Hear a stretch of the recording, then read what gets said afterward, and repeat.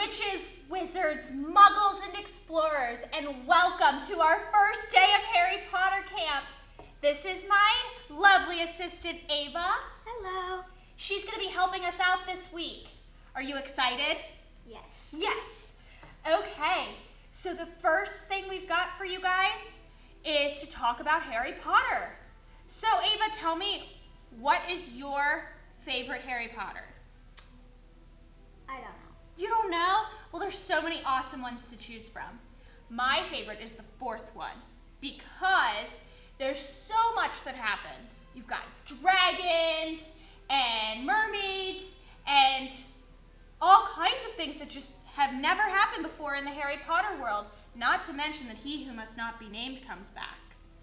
So, we're going to be going through all kinds of experiments this week that are related to Harry Potter, and we're going to even do a couple that you can eat.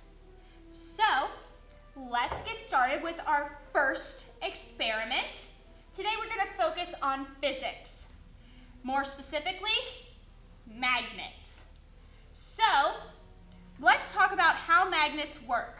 Do you know anything about magnets? Not really. Okay, well let's work on it. So, for this experiment, we've got these two magnets right here. And now, we know that magnets have a north and a south pole. Not kind of like Santa Claus, but kind of like science. So, the north pole and the south pole are going to attract because they want to be best friends. There's atoms in there that are like, let's be friends, let's combine and go like this and stay connected. Now, what do you think is going to happen if I do two north poles? They won't want to be best friends. They won't want to be best friends. They don't like each other. They're enemies like Harry and Voldemort. So, you've got your north pole and your south pole, or your north pole and your north pole, and I can't quite get them together. Ava, would you like to give it a try? Sure. They won't go together. All right, so with that in mind, let's think about how that relates to Harry Potter using one of my favorite spells, Wingardium Leviosa. So, we are going to need a craft stick, a magnet, a feather, and a paper clip.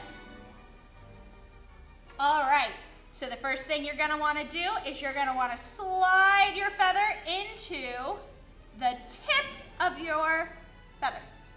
Paper clip to feather. Perfect. And then you're going to want to take a piece of tape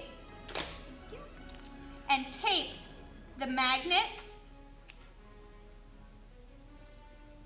to your craft stick to make a wand. Roll it up.